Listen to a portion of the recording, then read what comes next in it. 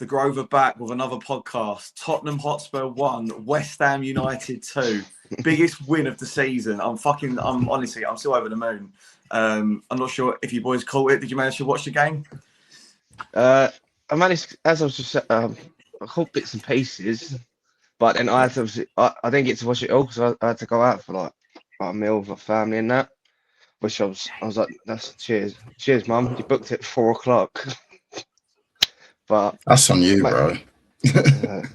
I wouldn't want to sort that, but yeah, I mean, I was on my phone, like it had updates, and then had the Sky Sports Soccer Saturday on in the background. So I went potty when the pots up that we scored, and then 92nd minute. How about you, Marder? Yeah, no, it was a good win. I was watching it pretty much from the start, I guess. And yeah, we had a really good first half, and then obviously, as usual, we just kind of sit back and I was just bricking it. But fair play to the boys. I think they showed a lot of passion and heart and stuff in that game. Yeah, a lot of steel. And you know what? We needed luck at the end. I was praying that we'd get a goal at the end, and it actually came. So buzzing. Can imagine the away fans were buzzing in there, like, yeah, mate, probably on the side, mate. Yeah, it was honestly so good. And thing is, I didn't even see the teams before we got there. So I literally got in the ground. I went to guy next to me. Who the fuck's playing? What's going on? And I was like, wait, Pablo Ante. I was like, right, okay. And there was this guy next to me. He was just slandering Pablo the whole game. Like, you just hate watching him. Because the only time that he annoyed me is I think he's in the first half. He's on the break. Bowen's in, and he slips him in, and he just took the heaviest touch. But I was like, look, who gives a shit about, like, at the end of the day, we still won. It was, I think, as like a team performance, and even under Nuno, that first half was the best I've seen us. It was like every 50-50. We had so many chances. Like, we created a lot. And I think that they would have probably felt lucky to only been going in losing by the one. And yeah, I think that just in general, you couldn't say, because there's been a lot of games this season where we've come away going like, there's no fight, the players let themselves down. They left everything out there, and it fucking showed. Yeah, I mean, it seemed like Tatty missed a great chance. Yeah, header. Yeah, it's he's got to be doing better. They did that, but it was nice to see, because obviously everybody knows our position. We've been shit all season, but so Spurs. And it was nice to see us actually go at them, saying, right, no, we can fucking get something here, because they're not on it. Create your chances, and even like when they equalised, normally when like a team like gets back into it against us, our heads always seem to drop, and you're like, oh right, they'll probably go and win that, but it didn't. Yeah, they defended exactly. They defended really well, and they just kept on going, and then we got our slice of luck, which we've been desperately needing. Big time. And we held on. But yeah, I thought, as I say, I thought like you could not, like, the players just left everything out there, which begs the question, where's that been for fucking months? But anyway, look, there's still a lot of games to play. What fucking narks me is we think we're like 4 points off Forest, and they go and get a point against Arsenal. Fuck's sake. But then Arsenal, that's the danger. That's the danger when you then relying on teams to do you favours. They don't. Even Burnley got a draw at fucking end. That's what I'm saying. You know, Jack, who I went with, he fucking froze West Ham. He actually got the service in the ground, and he froze West Ham on Sky Bet, and then Burnley fucked him for all his fucking bets. Oh, mate. How'd you get service inside the ground? It was weird. Like, I had fucking internet the whole day. But I think the one thing that you'd have been annoyed at was the beer pumps run out before the game. Yeah. So there's this thing called, what is it? Neck oil. Oh yeah. It was fucking awful. It was so bad. But I don't mind it, but it's, yeah. Neck oil's not bad. It's IPA, isn't it? Most of them. So. But I think in terms of the game, as I say, the first half, we all come away from it thinking, like, at half-time, the general thought was, one, where's that been? Two, we should have capitalised on our chances. And then we sort of knew the inevitable sit-back was going to come. And I thought second half, we were fucking turgid. We were so nervy and sitting deeper and deeper. And before their goal, their stadium was so loud. They were like gearing the team on, and it creates anxiety in the away end, the players, and everyone's screaming on, get Wilson on, get Wilson on, get Wilson on. And I'm so happy it was him that got the winner, man. Like, and you could see he come running over and he was giving it all that, wasn't he? It was like, that's so obvious who that's to, isn't it? It's so obvious.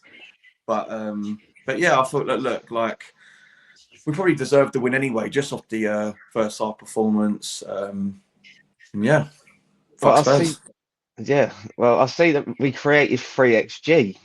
And Yeah, I was like, Jesus Christ, mate, that's shit as Spurs. But it's always the worry, especially at this level, and the way like our team is so up, more down than up. But if you're missing chances, you're like, oh, it's probably going to bite us on the arse, but it didn't.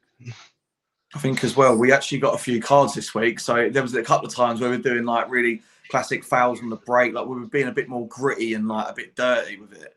There's even a bit of like time wasting and shit like that. I know it sounds silly, but we're normally too naive and honest to really do that stuff. So That's because we're We're normally too chasing the goody-goody. game. true. Nah, Yeah. but even so, we're normally just too goody and stuff. We normally like help people back up on the other team and shake their hands and stuff rather than being bastards and just like being Yeah. dirty and nigger. And that's what we need in this time. Like you can't just be having integrity right now. You need to be fighting for everything and do no holds bar. Just be like everything matters, whatever you do, your next action. You don't want to accommodate, mate. Anytime you pick them up, it's like basically, oh, do you want a foot massage whilst you're at it and stuff? Like, oh, just go and kick up the ball and just go in your position, bro. Leave them be. Yeah, sorry, mate, go on. I was just gonna say it's a London derby as well. We fucking hate them. They hate us. Mate, he's a bit of argument. He needs it. The game needs it. So there's nothing wrong with that. As long as you don't go over the top. Like there should be fouls. There should be bookings. Like, mate, I want get in their face. No, I was It's just so- going to say, I It think did that, feel. like, Oh, sorry, Go on, I was mate. just going to say it felt like a proper London derby at times because it was that, especially in the first, it was like back and forth and stuff, like tackles between like Archie Gray and then Fernandez going on Somerville and stuff, like just back and forth, and I just felt like it. And you know, like there's been times and seasons where we just like remember that season where we just didn't get a single yellow card and we got back like 3-0 and stuff. Like it was just like a shades of that. But I think we kind of got a tribute to like the backroom staff being like West Ham people as well. Probably gearing the people up and saying this is Spurs. You can't be just rolling around as if it's another game. Plus, we're in a relegation battle as well. So I think due to that, I think a lot of them have to take credit for that because I think it felt like a derby at times, and I felt like big players actually mattered, like Dinos and Todibo, especially at the back. I thought they were colossus, to be fair, most of the majority of the game and stuff. So no, I'm really happy with that completely. I think as well, you could tell before the game, their fans had a protest. They've won twice. Like as I was saying to you before the game, they've won twice at home all year.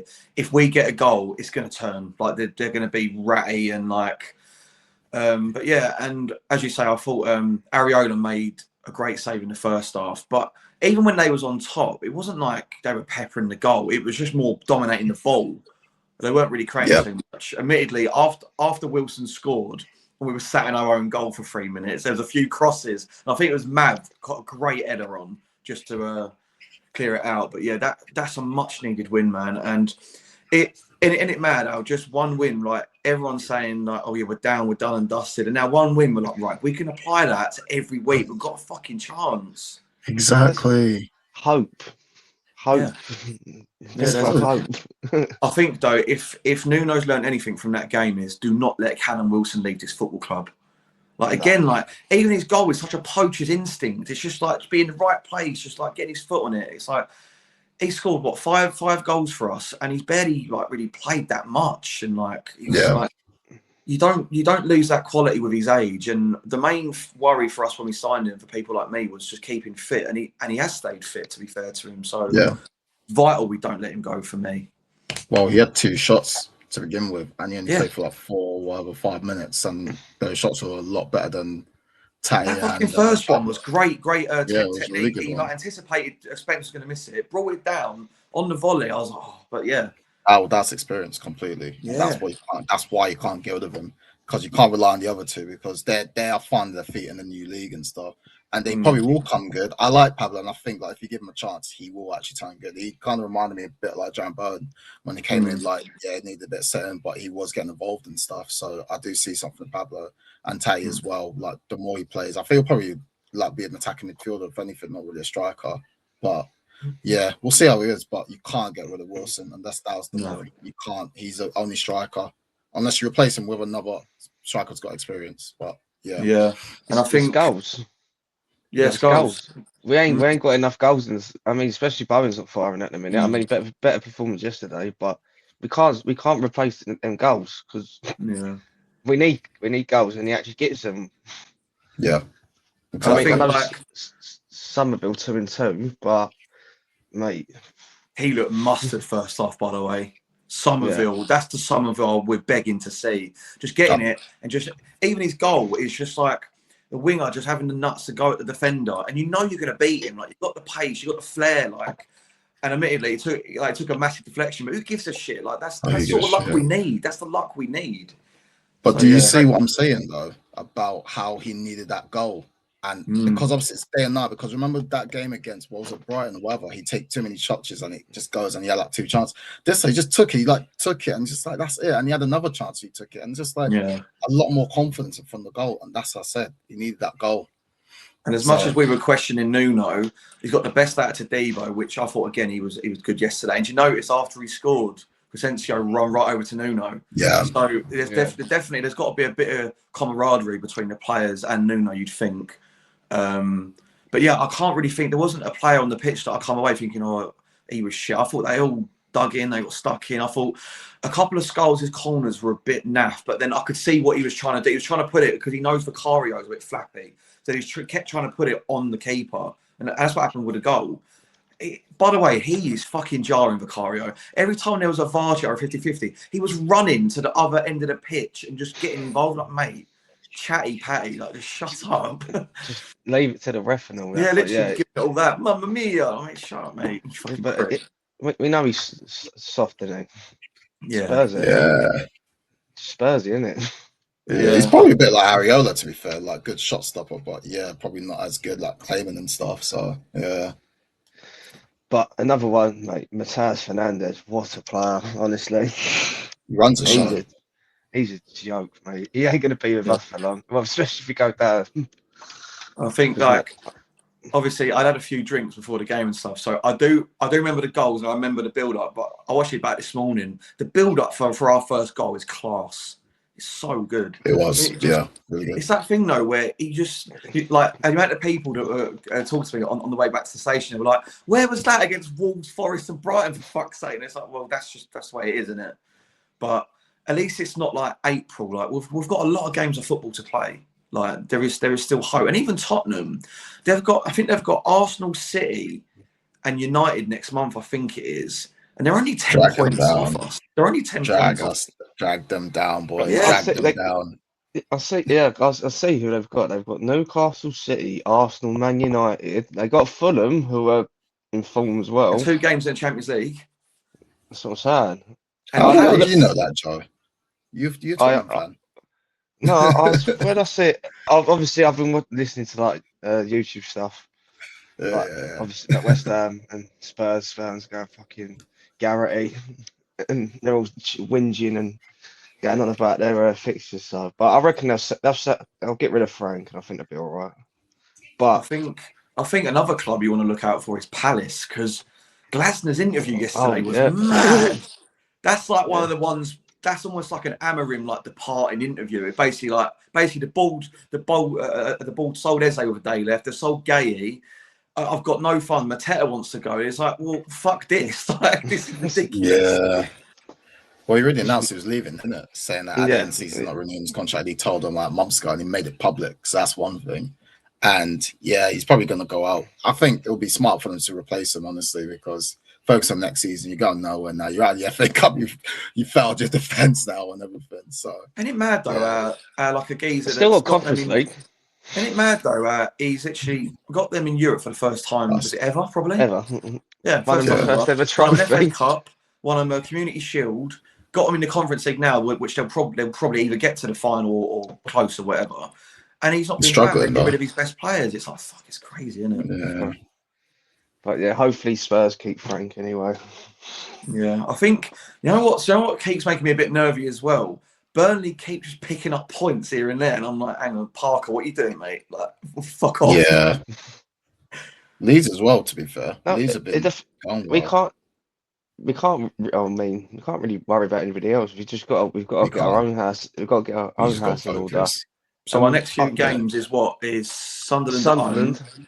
That see, I like. Obviously, they've had a great season. Don't get me wrong, but I don't fear Sunderland at home. Like if we play how we've done against Tottenham, we can more than get a result there. Like definitely, Chelsea's Yeah.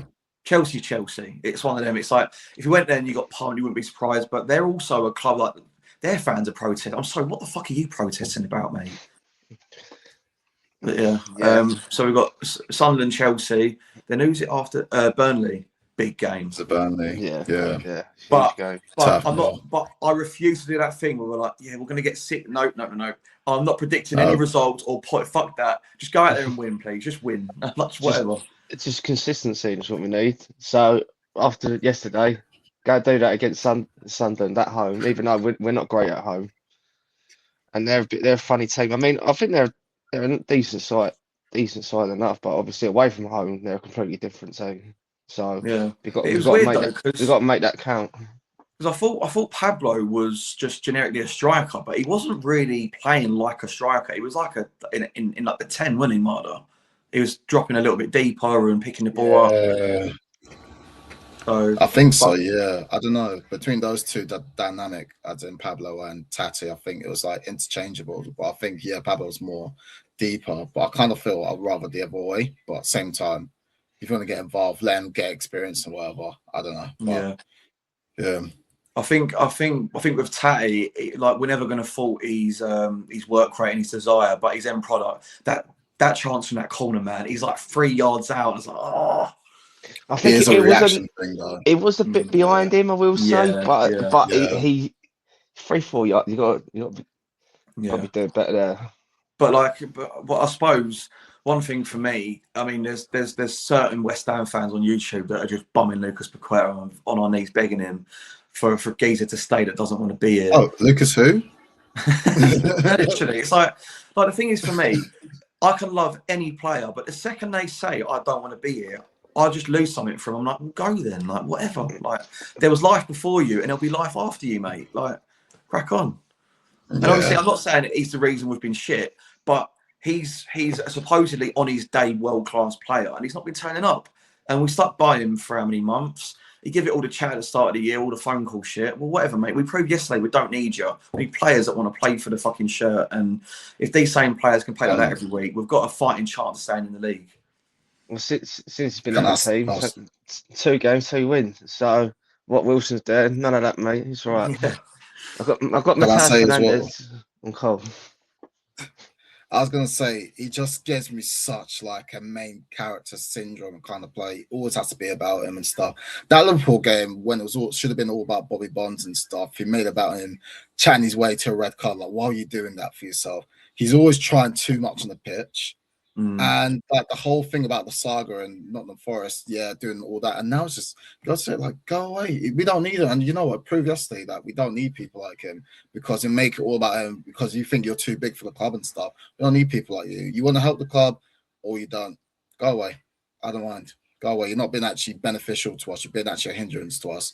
Last year with your whole betting allegations stuff, we backed you and stuff. Now you want to fuck off and go back to Brazil. No, it's fine. You can go. It's fine. We backed you. And we could be done with you, mate. That's fine. We lost about 85 million on you, but it's fine. We backed you. It is very strange though, isn't it? Certain fans are just obsessed with it. Obviously, it's just like it is what it is. Like there's no right or wrong way to think as a supporter, I suppose. But I just don't understand the whole twerking for a fella that's not turned up for months and don't want to be here. Like just let him go, get the money and then reinvest it. That's what it is. After that, we should just stop talking about him. That's done. Yeah. I completely forgot about his existence until you mentioned him. Like, can we talk about Thomas Souček? Oh, here we go, Marder, go on, mate. Since you guys, can we just put appreciation since he's come back in the team? My true leader, my true captain. I'm joking. I love Bowen, but Thomas Souček. You know what? We always like. To be fair, I admit, I was like, I don't know about Thomas Souček coming to this team. I rate Magas and Mary Potts and stuff, but he's come in, and you know what? Experience speaks a lot. He's done it, and when he has a position to play and stuff, and he knows that position when stuff coming off as a sub and stuff, he's really good because he was putting the tackles, he's running about and everything. He even played that ball to Bowen. Did you see that one where Pablo? Yeah. Great ball as well. Like he played a key role, and I think having him in that team really galvanizes the team and stuff. So gives a lot of respect and love to Thomas Souček. He is our king. That's what I'm saying. That's a player that West Ham fans should talk about, should love. Yeah, because mate, ever since he's come in, nothing but mate, he sticks his head where most people wouldn't stick their feet. He's always bleeding for the badge. Never hear bad word to say about him from other people. He just gets on, does a job for a team, and that's all you can ask. And he's a perfect man to have at any club. So I think that the only issue with him is there was that about 6 months spell where I think it's the year we won the Conference League, whereas in the league, nothing was going for him. You get that spell as a footballer where like he couldn't string a pass, but he doesn't pick himself. He's getting picked, so it's not his fault. But then, as I was saying earlier, like the same bods that are crying about Paqueta are the ones that probably spew hate at players like Tom. When what happened to, as long as you fight for the badge and you fucking run around, then West Ham fans will love you. Well, that's pretty much evidence that ain't true. But I do think a large proportion of the fan base do love Tom, because how can you not love him? I cannot love him. And what I would say is that spell, whenever we got pumped 4 and 5-0, he was shoved out to the cameras after the game. Wasn't he? Like he was. So it was. If there ever was going to be a thing where we are going to debate the captaincy, whereas to me, I think sometimes maybe it comes too much of a talking point for Jared Bowen, and I think we should let Bowen focus on his fucking football, because I think that's fit for me. But if there ever was going to be another captain, Thomas Souček is a West Ham captain for me. Leader. And I think he got overlooked a bit too easy. But yeah. Guido done all right when he come on again.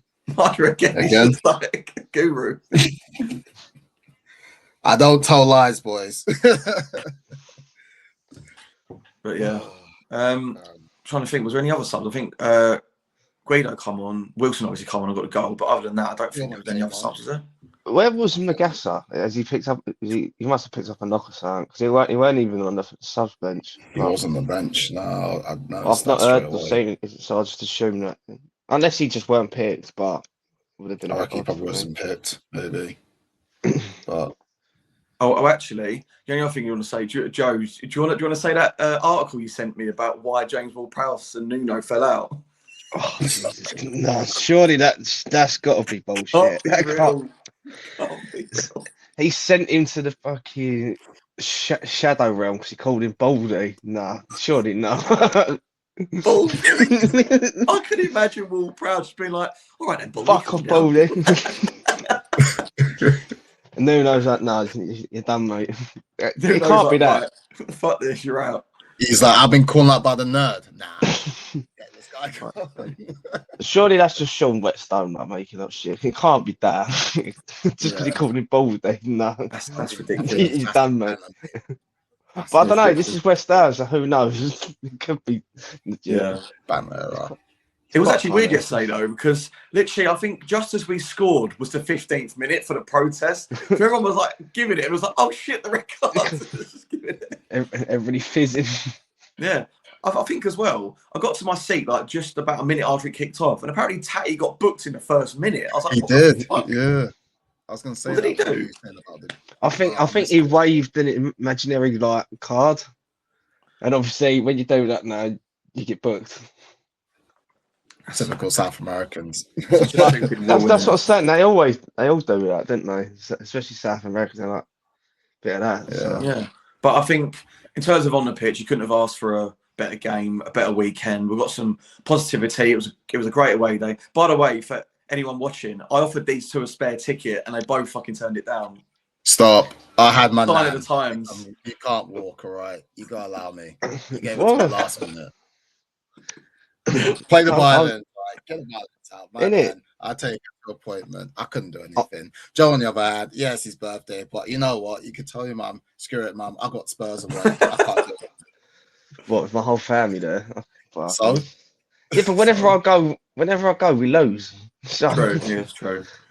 Ah, true. To be fair, fair enough. You know what? You probably did the best thing you ever did. Being So I'm born that saying, so day. I took one for the team in it, if anything. But yeah, just Fair enough. But yeah, in terms of on the pitch, as I say, unreal. Now, hopefully, at the start of next week, we can get the Paqueta saga wrapped up, just whatever. Get the dough in and hopefully reinvest it. But I worry that he's probably spent the Paqueta money already on Tatty and fucking Pablo, knowing our owner. So, but I think like you'll probably see us go in the like loans market, to be honest. But I think we definitely need to address the defending situation because as much as Mav had a good game, Tadibo had a good game, I think it's just nice to just have the extra man in there because Kilman's like playing with 10 men these days. and yeah. it's not as if they're consistent. All right, they might play well for like a game or two, but then they'll fall off a cliff again.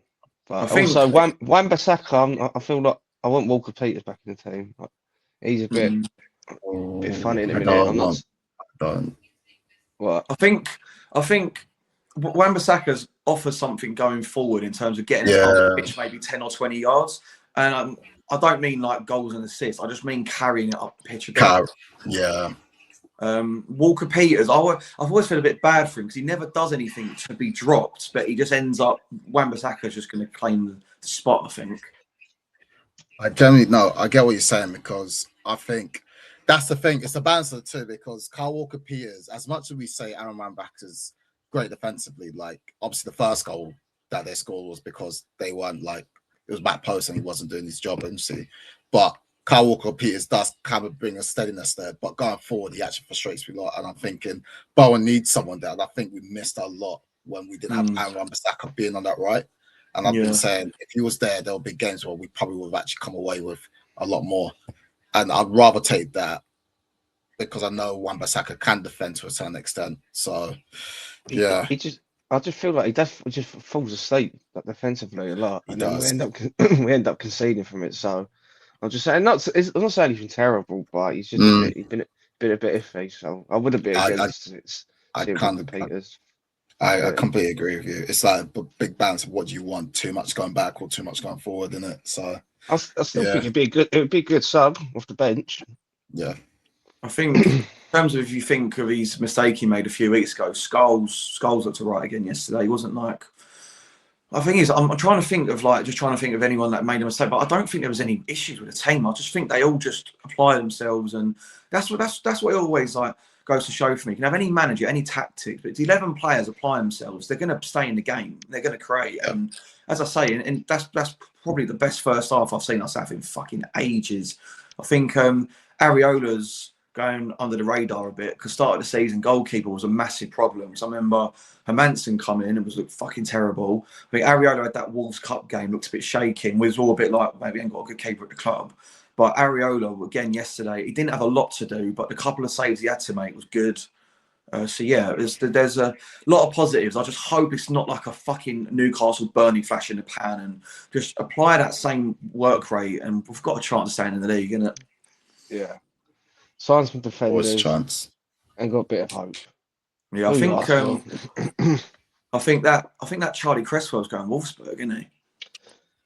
Yeah, I wouldn't mind. I think we've been into like Ethan Pinnock and something like that. I think that'd be a decent bit of business. I mean, he's Premier League experience, left-footed. He seems half decent, to be honest.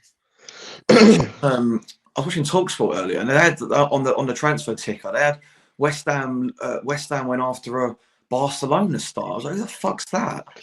Lamine Yamal, welcome to the fishbowl. Fuck's sake. But no, I don't. I think we were linked to a Barcelona player.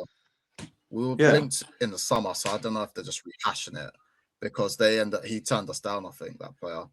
What's his name? Is it Barcelona, I think. I mean, West Ham or Barcelona. It's a tough choice. Tough one. Yeah, I don't think so. But no, I think is it Gerard Martin or something like that? Was that his name? Or Mark Casado? I think it's one of them. But yeah, I think it might be Casado. Yeah. I think that yesterday should want to hopefully get the ball to just improve on the squad because we don't want to have that thing we have an injury and we go to shit street. So obviously having spent the money we have already, I'm not expecting them to spend a lot of money, but just even just getting in the right loans and just getting some players in that it's for me, it's such a shame. Ever since we were linked with Ake, I was like, oh, I would love Ake, but then since we were linked with him, he's pretty much played a lot for City, isn't he? So That's because they got no defenders, really. Loads of them got injured all of a sudden. So I mean, it was so But you don't game. want, do you want to leave it there, you don't want boys? to come to West Ham. Yeah, I do. For this week, I can't cover anything else. I'm pretty sure we covered West Ham battering Spurs 2-1. I'll tell you what was great though. After the game, their fans were so fuming. They was absolutely seething. In that queue bit for the station, you got queue up obviously, and they got Tottenham on the right and us on the left. And honestly, those fans were just getting so rattled. It was just brilliant. So brilliant. And there was some Spurs fan that got in the West Ham bit that had to go back the same way. And I just hear him go to his mate, how the fuck have we lost to this mob? Fucking hold that, mate. That happens quite a bit, doesn't it, Gaff? Yeah, it does. And again, I'm still should be used unbeaten to it, watching right West now. Ham away at Spurs. So, was it Frank called it 3.9? Yeah, 3.9. it's for us as well. Thing is, though, as I was saying, just before we go, I do think that we can drag a couple of teams into this fight of us. You know, I really do think we can. Oh, for sure. I think, especially Palace and Spurs. Yeah, but anyway, boys. I was just gonna say, all Spurs fans talk about is how much they don't care about us. I'm sure it wouldn't really affect them if it's just another game that we've lost. Yeah, I mean, it's like that thing. I see some Spurs fans tweet, "Oh, West Ham fans got their backpacks ready at 6 in the morning," all this stuff, and he tweeted it at like 7:30. It's like you've literally got out of bed before you've even had your cornflakes. You're talking about West Ham, like this shut up, mate. And who takes a backpack to football anyway?